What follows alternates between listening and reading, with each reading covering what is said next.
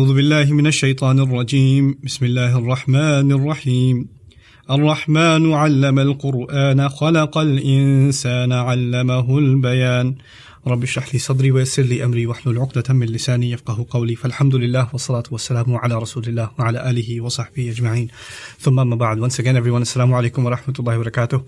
Let's try and get to know Surah Rahman, a very famous surah of the Quran, one of the most beautiful surahs in the Quran. It has quite a bit of repetition, so let's talk about that first. One of its unique salient features is the repetition of the phrase فَبِأَيِّ aaalaa'i robbikumaa tukadzdziibaan. Then what of the favors, wonders, gifts of the master of both of you a reference to human beings and to jinn, are you going to be in denial of? Unique about the surah, first and foremost, you may have guessed that it addresses both human beings and the jinn. That's something uniquely that Allah does in the surah. And throughout the surah, everything is in pairs. Just like the human being, a pair of species are being talked to. Jannas are in pairs. He talks about them twice. He talks about gardens twice. Across the board, there's this theme of pairs moving along. The thing about the repetition, the first thing I'd like you to note is that repetition is done for certain purposes. It's not just for style or for emphasis, but it has a greater rhetorical and communicative purpose. And that purpose is actually the expression of anger.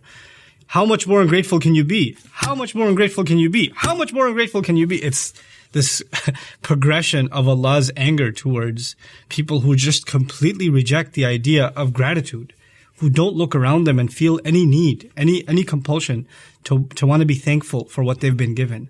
And that's how the ayat progress. But then, that same exact phrase, as you get to the part where the latter half of the surah, where Allah starts talking about heaven and the people of heaven, He gives them a gift and says, how many favors would you deny? How many favors would you deny? And He imposes His favor on those that he's benefited, not just in this world, but in the next also. And so as that same phrase gets more and more and more intense and builds up in its intensity in the first half of the surah, it actually starts declining and getting softer and more loving, an expression of Allah's love in the latter half of the surah. And that's part of the beautiful tone and texture of the surah, Surah Rahman.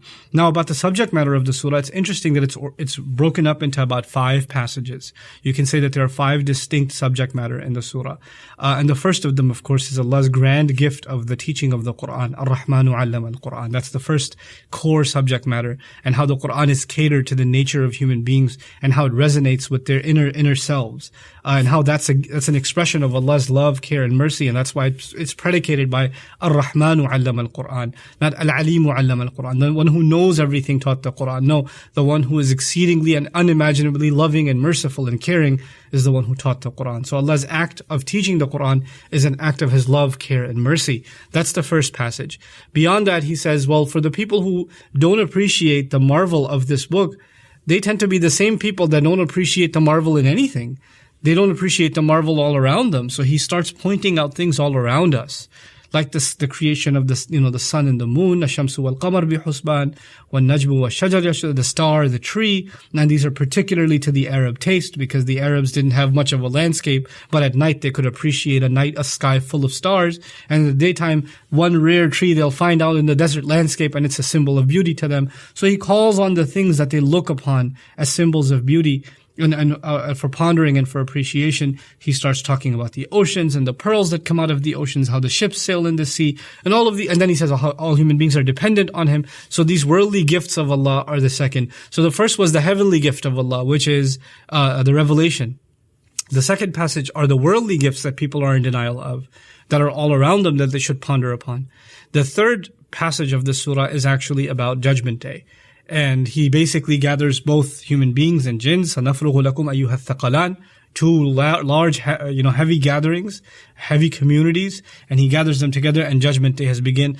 The sky is starting to rip, and there's rocks falling and burnt copper and burnt metal falling onto the ground. The earth itself is tearing open. All of this cataclysm is happening, and that's being described. And the criminals are running, and they're completely, they don't even have to be asked. You can tell from the look on their faces where they stand. And then the questioning begins, and as a result of the questioning, they're now starting to, the worst of the criminals are being chucked into hellfire. A very horrific, graphic scene in the surah, which begs the question for a lot of people, how can the surah begin with Ar-Rahman, the exceedingly loving, caring, merciful, and then have such a graphic description of hell right in the middle of the surah, right in the heart of the surah? Why would that be the case?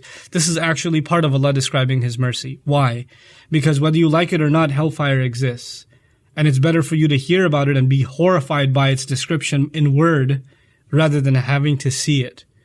You know, this is Allah actually giving us the gift of that. The people before us, the people who were given revelation before us, they have lost the idea that hell is a scary place. They make mockery of it. Some of them have even erased all mention of it from their revelations.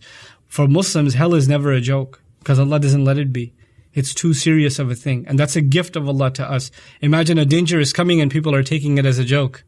Right? Then they're not ready to deal with it, or nor are they in any position to protect themselves, take proper precaution, to be able to arm themselves against it. That's the gift of Allah to those who He terrifies them out of their wits in this surah. And once He terrifies them, now begins the discussion of paradise. But the way it begins is so beautiful. وَلِمَنْ خَافَ مَقَامَ رَبِّهِ جَنَّتَانِ. Whoever was scared of standing before his master gets 2 gardens. In other words, first He scares you, then He says, if you got scared, you get heaven. Subhanallah. It's so beautiful that even when He scares you for a larger, greater purpose. And that's to grant you Jannah. May Allah make all of us people of Jannah. Now what happens interestingly in this surah is Jannah is talked about spread over 2 passages. So once again I start, the first passage was about the grandeur of revelation. The second was the grandeur of the gifts of Allah, the earthly gifts of Allah.